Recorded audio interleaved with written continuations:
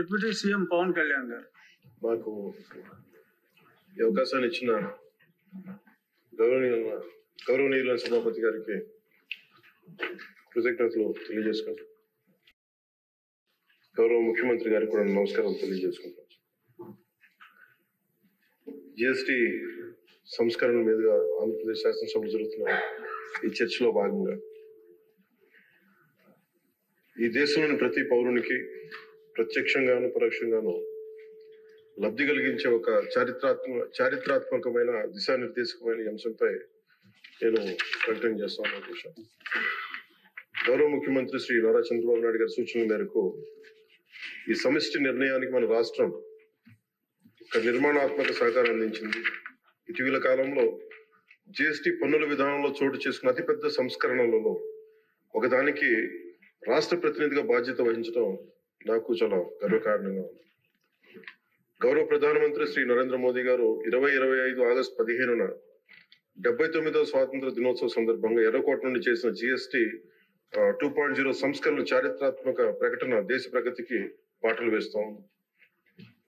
ఈ సంస్కరణలను ముందుండి నడిపిన గౌరవ కేంద్ర ఆర్థిక మంత్రి శ్రీమతి నిర్మలా సీతారామన్ గారి కృషి ప్రత్యేకంగా అభినందనీయం. జిఎస్టి మండలి 56వ సమావేశంలో వాటిని ఆమోదించింది.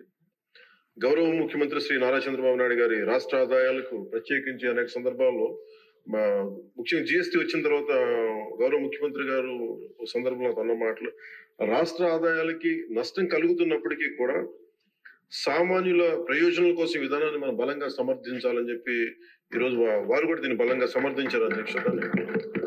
ఎందుకంటే మనకి ఆర్థిక ఆటుపోట్లని చూస్తూ కూడా వచ్చే ఆదాయం తగ్గిపోతున్న జిఎస్టి సంస్కరణ వల్ల, కానీ దాన్ని ఇంకొకలాగా దాన్ని ఎలా పూడ్చుకోవాలని తెలిసి ఆయన ముందుండి దీన్ని మద్దతు తెలిపినందుకు వారికి నా కృతజ్ఞతలు తెలియజేస్తున్నాను.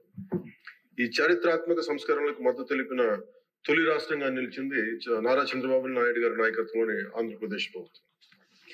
జిఎస్టి పన్నుల విధానాన్ని సులభతరం చేయడం ద్వారా సాధారణ ప్రజలకు ప్రత్యక్ష లాభాన్ని చేకూర్చి వ్యాపారులపై పన్నుల భారాన్ని తగ్గించి పన్ను వ్యవస్థలో పారదర్శకతను పెంచుతోంది. ఈ చారిత్రాత్మక సంస్కరణ పన్నుల విధానాన్ని సులభతరం చేసి వ్యాపార పరిశ్రమల అభివృద్ధికి సహకరిస్తుంది.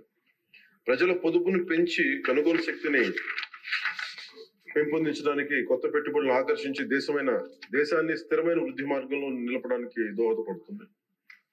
జిఎస్టి రేట్ల సరళీకరణ ద్వారా ప్రజలు అధికంగా ఉపయోగించే వస్తువులు సేవలకు డిమాండ్ పెంచి ఉత్పత్తిని విస్తరించి కొత్త పెట్టుబడులను ప్రోత్సహిస్తుంది. తద్వారా ఆర్థిక వృద్ధికి దారితీస్తుంది. నిజంగా ప్రజలకి ఆర్థిక వ్యవస్థకి చాలా లాభదాయకమైన సంస్కరణ. రంగాల వారీగా చూసుకుంటే ముఖ్యంగా రైతుల కోసం ట్రాక్టర్లు, వ్యవసాయ యంత్రాలు, పరికరాలు మరియు ఇన్పుట్స్ పై పన్నులు తగ్గించడం వల్ల సాగు వ్యవసాయ వ్యయాన్ని తగ్గించి ఉత్పాదకను పెంచుతాయి. తద్వారా గ్రామీణ ప్రాంత ప్రజల ఆదాయాలు పెరుగుతాయి. ఆధునిక సాంకేతిక పరికరాల వినియోగం ప్రోత్సహించడం ద్వారా వ్యవసాయ వృద్ధి మరింత బలపడుతుంది. తక్కువ ఆదాయ కుటుంబాల కోసం పాలు కానీ, పెరుగు కానీ, పన్నీర్ లాంటి నిత్యావసర వస్తువులపై పన్ను 5% నుండి 0% తగ్గించడం ద్వారా రోజువారీ వ్యయాన్ని తగ్గిస్తూ ఉంది.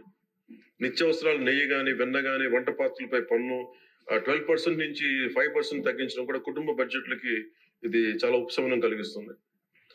అలాగే ప్రతి కుటుంబం కోసం ఉండే సబ్బులు కానీ, షాంపూలు కానీ, టూత్ పేస్ట్ వంటి వ్యక్తిగత సంరక్షణ ఉత్పత్తులపై పన్ను 18% నుంచి 18% నుండి 5% పరిమితం చేయడం ద్వారా వాటి ధరలు చాలా గణనీయంగా తగ్గుతాయి.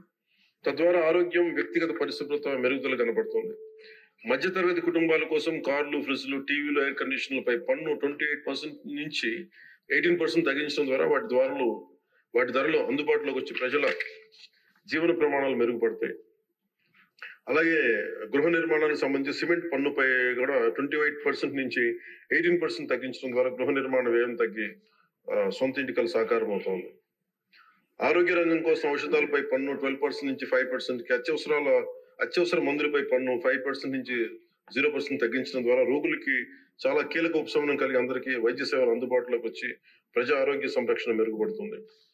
ముఖ్యంగా బీమా రంగంలో జీవిత ఆరోగ్య బీమాపై పన్నుని 0%కి తగ్గించడం ద్వారా మరిన్ని కుటుంబాలు బీమా పొంది వారి జీవన ప్రమాణాలు మెరుగుపడితే వాళ్ళకి ఒక భరోసా ఇస్తుంది.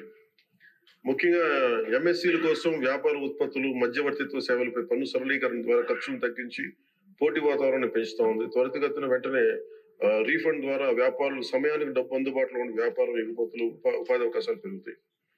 విద్యారంగం కోసం విద్యారంగానికి సంబంధించిన వస్తువులపై తక్కువ పన్నులు విద్యను మరింత అందుబాటులోకి తెస్తాయి. జిఎస్టీ 2.0తో భరోసా. ఈ సంస్కరణ ద్వారా ప్రజల చేతిలో ఉండే సంపద మరింత పెరిగి వస్తువుల వినియోగం పెరగడంతో పాటు నూతన పెట్టుబడులకు ప్రోత్సాహం లభిస్తుంది. తద్వారా ఆదాయ సేకరణ పెరుగుతుంది. వాణిజ్య పరిశ్రమలకి సంబంధించి జిఎస్టీ సంస్కరణ విజయవంతమైన అమలు సహకరించిన అన్ని వాణిజ్య సంస్థలు, వ్యాపార సంఘాలు, పరిశ్రమ సంఘాలకు ఆంధ్రప్రదేశ్ శాసనసభ హృదయపూర్వక కృతజ్ఞతలు తెలుపుతోంది. ప్రజలకి లబ్ధి చేరేలా చేసిన ఈ భాగస్వామ్యం సమగ్ర వృద్ధిలో సాధనలో కీలకం. ఈ అవగాహన కార్యక్రమం ముఖ్యంగా జిఎస్టీ సంస్కరణ లాభాలు ప్రతి కుటుంబానికి చేరుకోవడానికి ఇది ఒక కార్యక్రమం చేపట్టాలని అందరం కోరుకుంటా ఉన్నారు అధ్యక్ష. జిల్లా నుంచి గ్రామ స్థాయి వరకు ఈ అందరికీ తెలిసేలాగా మరింత ఏమేమి తగ్గుతాయి, ఏవి బెనిఫిట్స్ ఉన్నాయి, ఇవన్నీ ప్రజలందరికీ తెలియజేసే ఒక కార్యక్రమం ఖచ్చితంగా రూపొందించాలి. దాని మీద మేము కోరుకుంటా ఉన్నాం.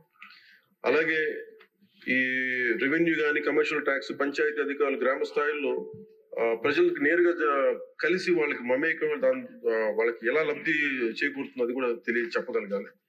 పరస్పర అవగాహనతో పాటు పలు మీడియా వేదికల ద్వారా విస్తృత ప్రచార కార్యక్రమాలు చేపట్టాల్సిన అవసరం ఉంది.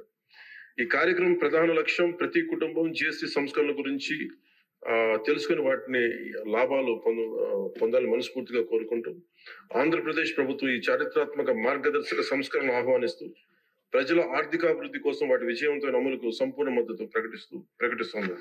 థ్యాంక్ యూ అధ్యక్ష.